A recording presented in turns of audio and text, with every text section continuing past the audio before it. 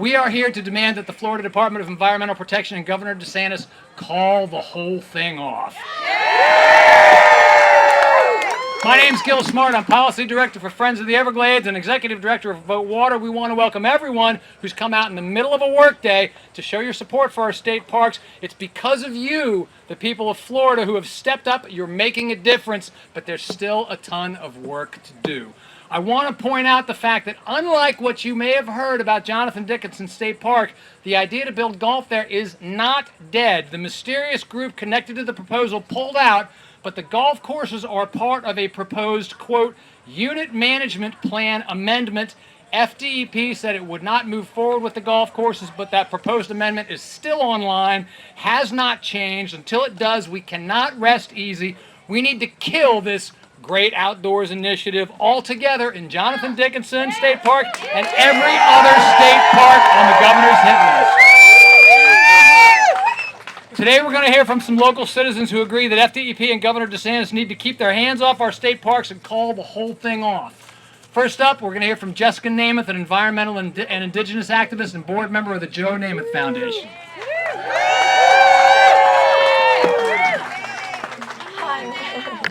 Hi everyone. I'm trying not to get too emotional here because I'm trying not to cry too.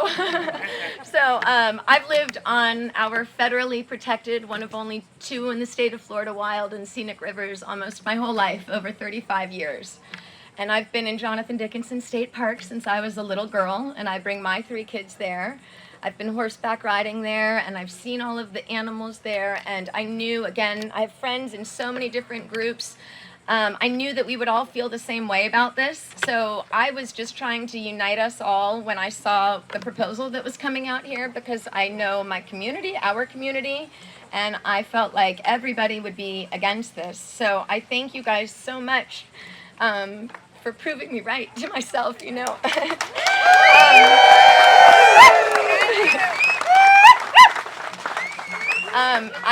I know that I don't need to tell you all what's so special about the park that we love. We have experts that'll relay that to you. First up, though, I want to introduce you to Robert Rosa, who is the director of the Florida chapter of the American Indian Movement and representing the United Confederation of Taino peoples. And we're so grateful to have them come out and educate us about the land that we all love and a lot of people aren't aware of. And yet another reason to be so defensive of it and protect it. So thank you guys.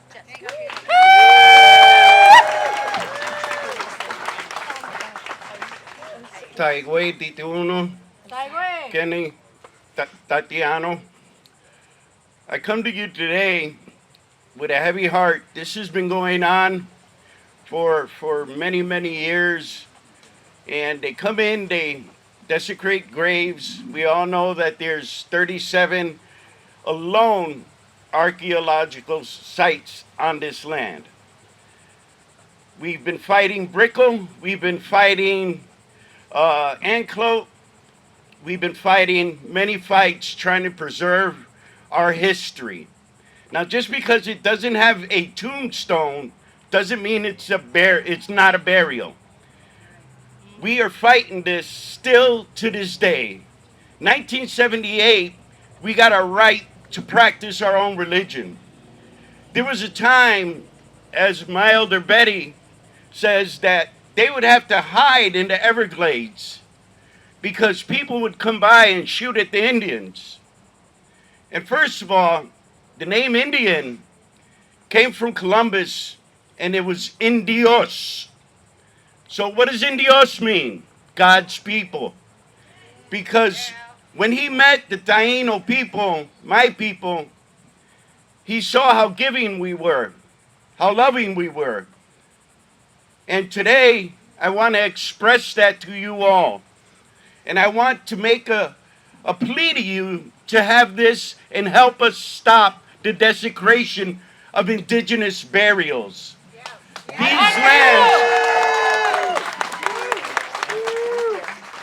These lands have been inhabited and been doing trade between South America, the Caribbean, Central America, and North America. We are not strangers to this land. In fact, Jove, the Jaeger, are in fact descendants of the Taino. But we're not here to single out one thing. We're here in a just cause for everything that is going on against our nature. We are all natural beings. And when we lose connection to the grass, to the trees, to the insects, to the four-leggeds, we lose a piece of ourself. And Ron DeSantis has lost a big part of himself. He is not for nature. He is not for the people. And I'm not making this political or anything, but this is going through his watch. And what has he said so far? I call Marco Polo. Where are you? Marco! Why isn't he here to address us? To say, oh, we're going to throw this off the table. Where is he protecting our lands? Where is he protecting our burials? Not once does he breathe a word. But when he wants to get so many $1 billion from the Seminole, he's sure there at the door. But when it's time to protect our burials, protect our four-legged, protect the insect, the trees, the water, we have the worst water in the country, next to Texas. All of us have to go out there and buy purification things just to get good water. Some of us aren't that lucky.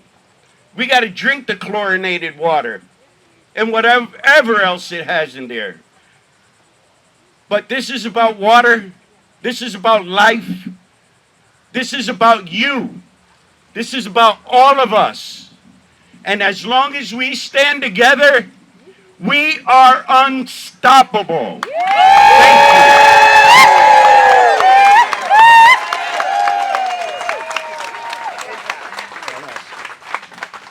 Thank you. Next up is Casey Darling Kniffin, Conservation Policy Director for the Florida Wildlife Federation.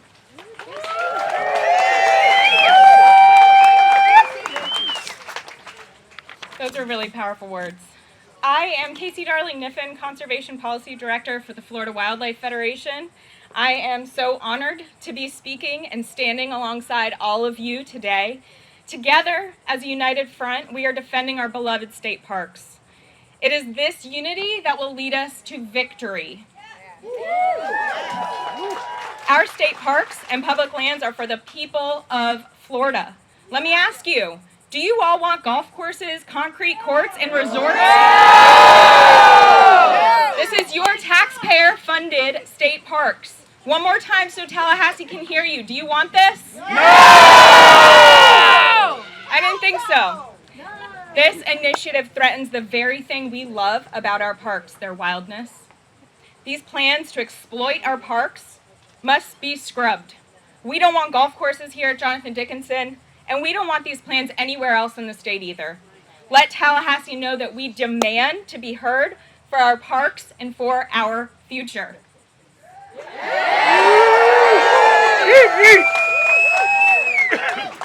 I am incredibly proud to introduce our next speakers. They are the future. Please welcome River Kidz, Eleanor Kniffin, and Finley Dore.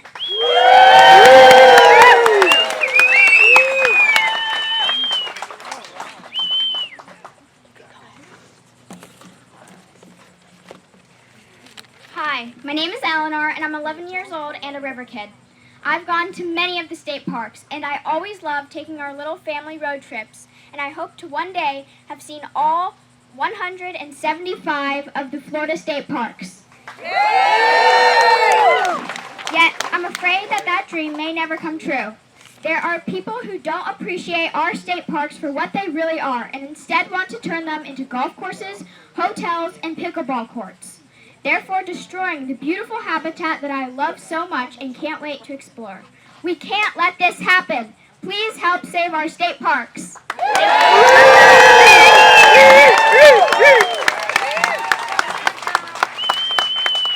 Hi, my name is Finley, and I'm a part of River Kidz, and I'm here today to talk about the building on our state parks.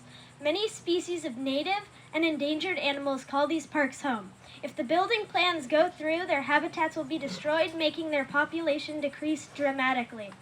There's no need for more golf courses, hotels, or pickleball courts. We already have hundreds. Everyone as a community needs to come together to stop the building on our state parks.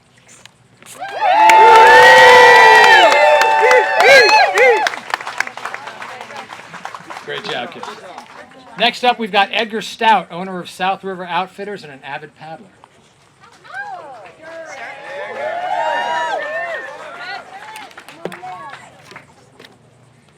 Hello, everybody. Good afternoon. I'm Ed Stout, owner of South River Outfitters. I'm a native Florida resident, and I've lived in Martin County since 1984. Jonathan Dickinson State Park and the rest of the state park system is very important to me. I have served on several park advisory boards, and I've also served on advisory boards for Martin County Parks. My wife has been a park manager for Martin County Parks. You could say I'm a park person. As a paddle sports business owner for the last 23 years, I made my living off the outdoor recreation industry. This career has provided countless hours of enjoyment, not only for myself, but also for the thousands of customers I've been able to share the beauty of our uniquely wonderful state with. It pains me to see these proposals that allow this kind of development in our park. These areas have been set aside from development because they contain irreplaceable habitat that supports numerous endangered and threatened species. These spaces do best undisturbed, but if we must encroach, it should be left to passive recreation that does not require the damaging infrastructure that most active recreation requires.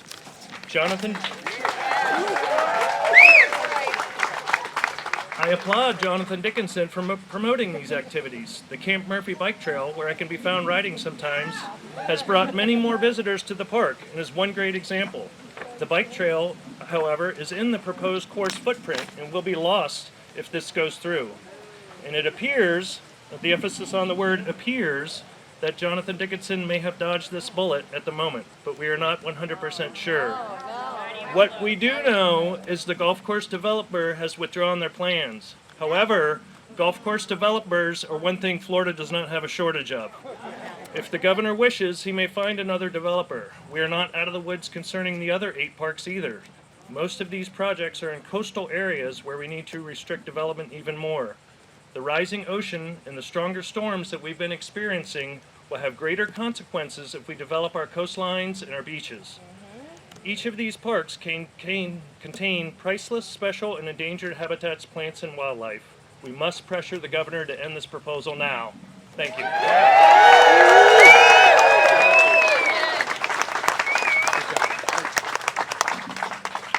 All right, next up, we're going to hear from Eve Samples, Executive Director of Friends of the Everglades.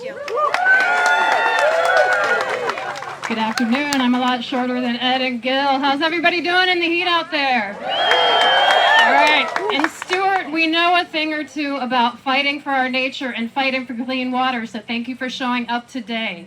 I'm proud to be Executive Director of Friends of the Everglades. We were founded by Marjorie Stoneman Douglas in 1969.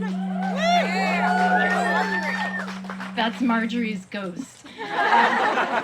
Marjorie was known for saying, "Be a nuisance where it counts." And every single one of you out there, every single one of you are being a nuisance, and it is counting. Our voices are being heard. So you may or may not know that the greater Everglades ecosystem once stretched, connected all the way from north of Orlando down to Florida Bay, east and west, onto the land that we're standing on right now.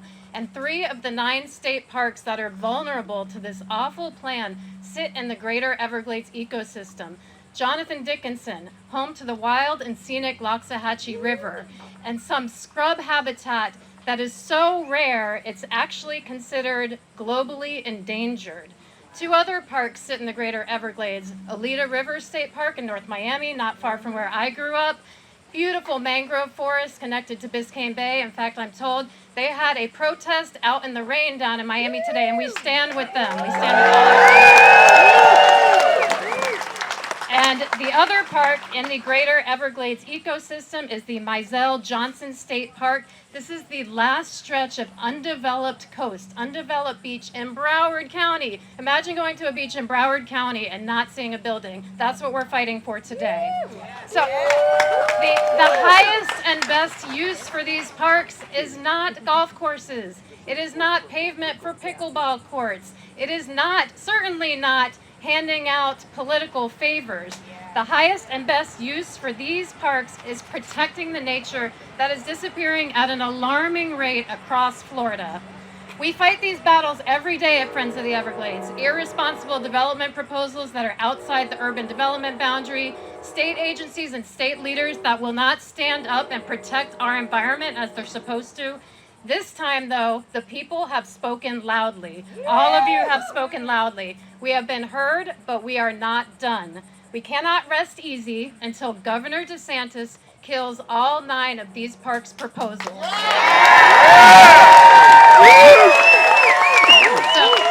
those of you who have raised your voices over the last week, you have been loud, but we need you to get louder. Can you do it? Can you do it? Let's finish the job. Let's stop this sneak attack on our state parks. Thank you.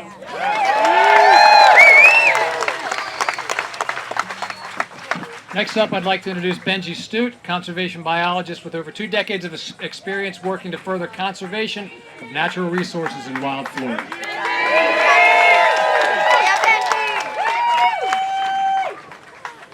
Hello, friends. I've spent the last week taking time off of work to visit Jonathan Dickinson State Park, our park, to highlight the direct contradictions between the proposed development of facilities in parks that are factually not the resource-based recreation that is stated in the mission of the Park Service. I've also highlighted how, in whatever planning process was done to develop the facilities proposed at JD, there was a blatant disregard of the Park Service mission to preserve the natural and cultural heritage of these lands. That is exemplified by the undeniable fact that the golf courses proposed target globally imperiled coastal scrub habitat, and what directly impacts scores of state-threatened gopher tortoises, state and federally threatened Florida scrub jays, and in the ultimate irony of the, quote, dedication to conservation, end quote, stated in the press release, would impact colonies of federally endangered red-cockaded woodpeckers that park biologists have worked so hard to successfully reintroduce into the park over the past decade. It's for these reasons that I have zero confidence that any of the other plans for 8 other state parks took the natural and cultural resources of those special places into consideration when they were developed.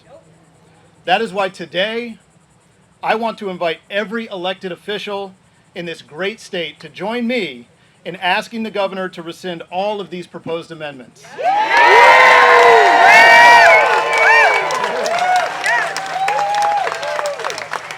And to begin, and I'm a park user, I'm all for expanded access, and to begin a thoughtful process that involves Floridians, park managers, and staff of local, state, visitors bureaus to come up with an increased public access plan that Floridians want, and improvements that will provide the biggest economic impact and economic benefit by capturing an even larger slice of the growing ecotourism market. I want to thank you all for your time. I want to thank all of the park staff who works hard every day to manage these incredibly special lands.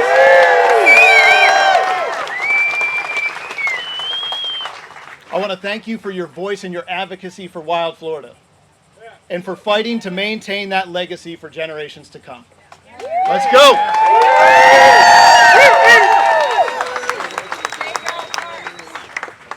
All right, next up we got Todd Thurlow. Todd is a Stuart-based attorney and a board member of the Rivers Coalition.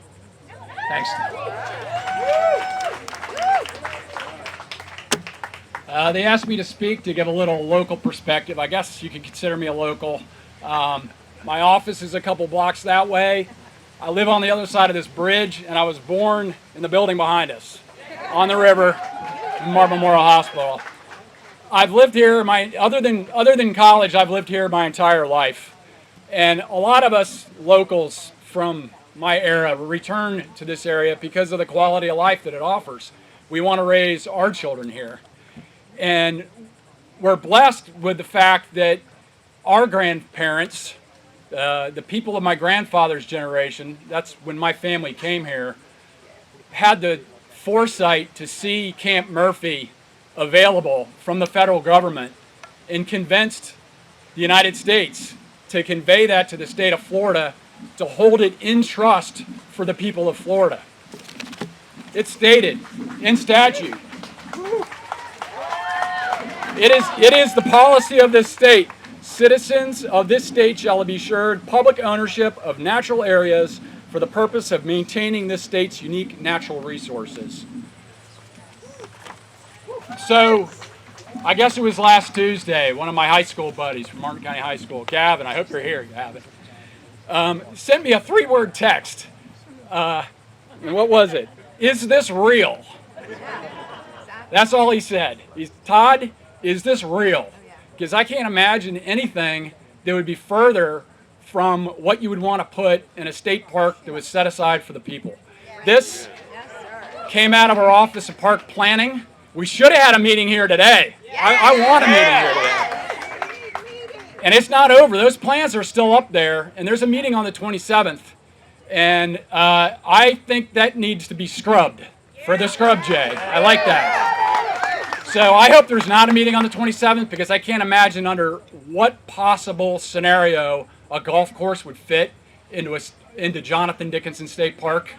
But if it is, see you on the 27th. All right.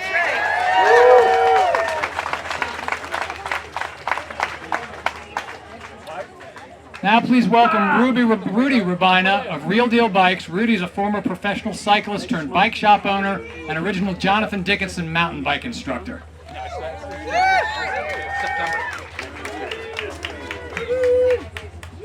Thank you so much for having me. Definitely don't know if I'm going to be able to keep up with the inspiration some of these folks have had, but as I said, I was born in West Palm, I was raised in Jupiter Farms, and I can recall being 12 years old and going to see Trapper Nelson and feeling the magic of that park and thinking to myself that a real live Tarzan had lived here and been through here. And so ever since then, I've always tried to bring people to that park. And it's always an amazing, feeling to have someone experience that park.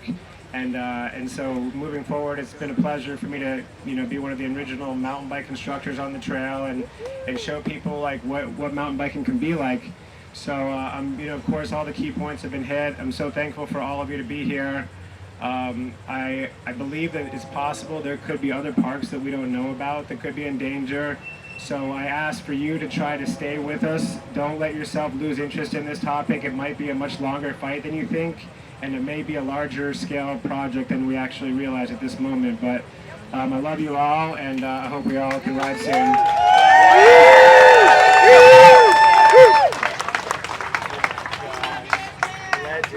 Joining us next is Rufus Wakeman, the owner of River Palm Cottages and Fish Camp and an avid angler and outdoorsman.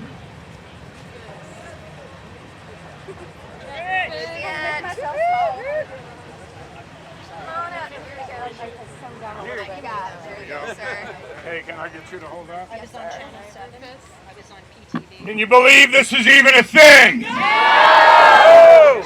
Pretty mind-blowing if you ask me. For those of y'all who don't know who I am, I've been here 41 years. I've been a captain. I've been a guide on this river out here in the Indian River in the nearshore coastal Atlantic for 35 years. I came up here from Palm Beach County to go to FIT, fell in love with the area, and I've stayed. Raised a family here, and I'm a strong advocate for clean water. And, I'm shocked that this is even a thing. So, Jonathan Dickinson Park is arguably the last bastion of wild land between Stuart, Hope Sound, and Miami. Because it's a constant city from Jupiter all the way to Miami. It's bordered on the west by the Loxahatchee and the east by the southern Indian River Lagoon. The amount of fertilizers and herbicides and pesticides required to maintain a golf course, let alone 3, is huge. It's unacceptable. The answer is no. Leave J.D. Park alone. When Teddy Roosevelt passed the Antiquities Act in 1906, which morphed into the National Park System, which eventually trickled down into the State Park System, I believe his intentions were to keep these lands pristine and wild. With all the development and special interest, and not to mention rampant corruption, if we, the people, don't stand up for our designated parks and wildlife, these developers and politicians will run roughshod over us. And we need to keep them paying attention to what we desire. We must stay vigilant in the face of constant onslaught of developer threats regarding our parks and wildlife. We need to show up in force. And we need to fight these greedy people who constantly try to destroy our wild spaces. Give yourselves a big round of applause for showing up here today. The answer is no. You know, rock on.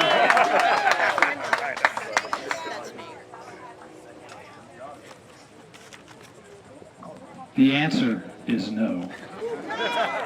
As we conclude today, let's be clear. Our state parks are not for sale. The overwhelming outcry we've heard from every corner of the state speaks volumes. Floridians do not want their state parks paved over for profit. We call upon Governor DeSantis and the Florida Department of Environmental Protection to listen to you. You've been heard. Now we must be heeded. The so-called Great Outdoors Initiative is a threat to the very principles of conservation and public access that our parks were founded on. We must stand united. Hands off our state parks. Shut the whole thing down. With that, thank you for everybody for coming. With that, we'd like to open it up to a Q&A from members of the press, and hopefully the individual speakers will be able to hang around and answer any questions you might have. What's that? No, the public hearings that were initially supposed to take place today, there has not been a date set for the reschedule. And again, we are asking them not to do that. We are asking them to call the whole thing off.